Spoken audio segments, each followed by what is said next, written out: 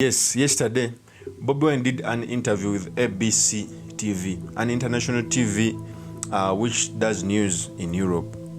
When he was doing this interview, he came out, he was asked very many questions, but among the pertinent questions which were asked about him, about that documentary he did during the 2021 election, was what he saw in this documentary. He went on to elaborate a lot of things.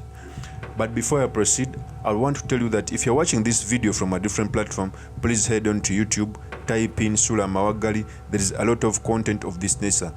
If geopolitics and economics is what you want, this will be definitely the right channel for you to subscribe to.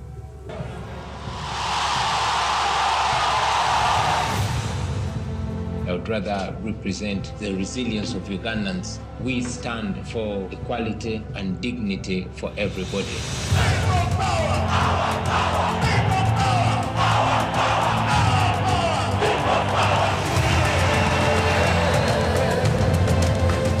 For those who don't know about the Bobi Wine's documentary which was outed, it is a documentary which was produced highlighting a lot of things which took place during the 2021 general election.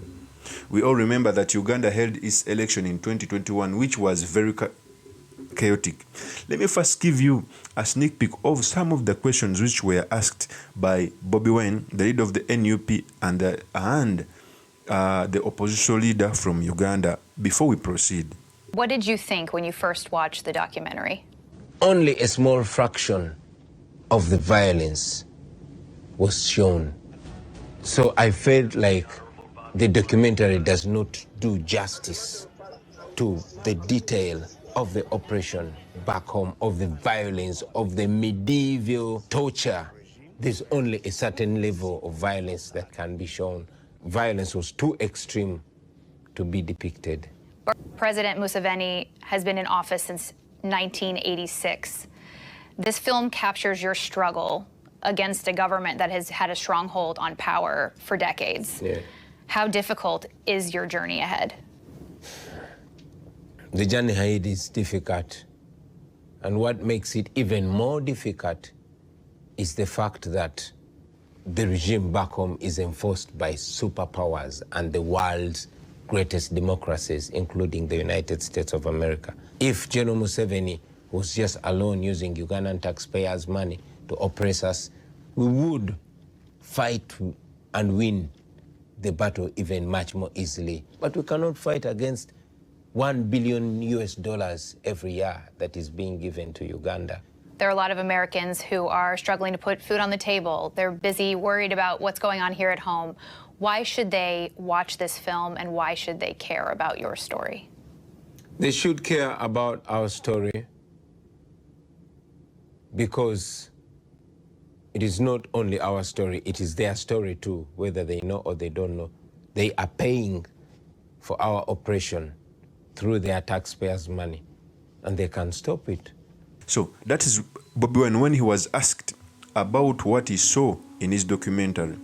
Truth be told, the documentary missed a lot of deadly things. In fact, I keep on telling people that we didn't hold an election in 2021. We just held a selection. Because it was like a movie, people lost their lives, people were maimed, even up to today. Very many people are still languishing in prison for just supporting a particular candidate. Okay?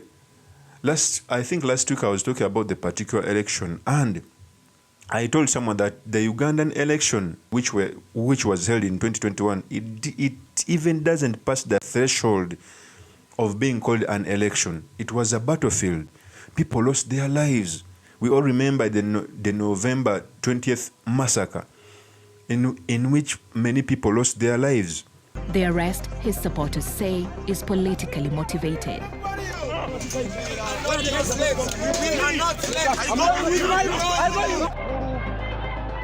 Within the hour, young men are gathering on the streets of Kampala.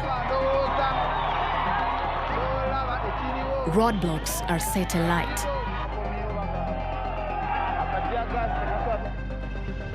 Almost immediately, the police and the army are deployed in force.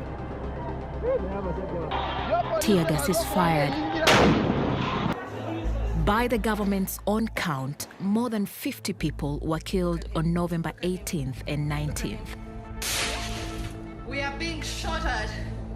We are being shot at in the building. So I think Bobi Wine was right to say that the documentary just put out, I think, 10% of what happened in the general elections in 2021. And I keep on telling people that Uganda is destined to crisis.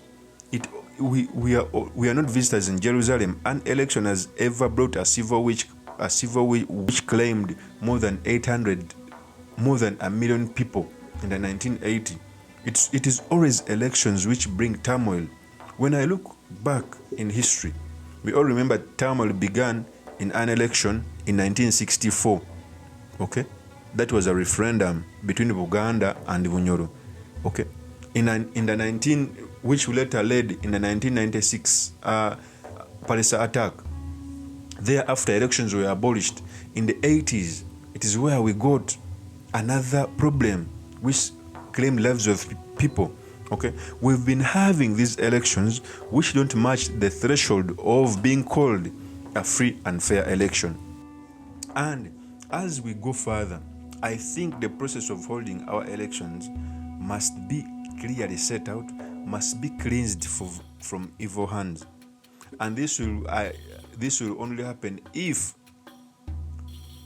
we get leaders who can abide by the Constitution. What we have a leader who's bigger than the Constitution. He can break it at will. There are very many court orders which the government has failed to put in to enforce. Okay, so I think Bobi Wine was right. I've watched different clips from the documentary, but they don't put out the real gist of what happened on the ground.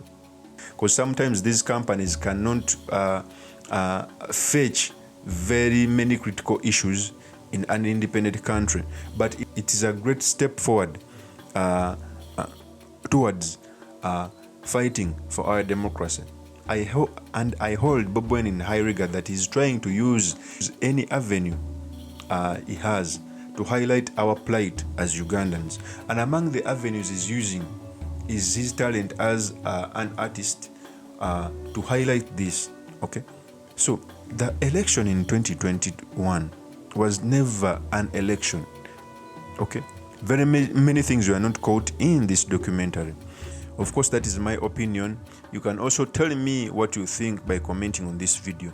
Thank you very much for listening in. If this is your first time on this YouTube channel, I implore you to subscribe, like, and comment so that I can be motivated to do more of such videos. Peace.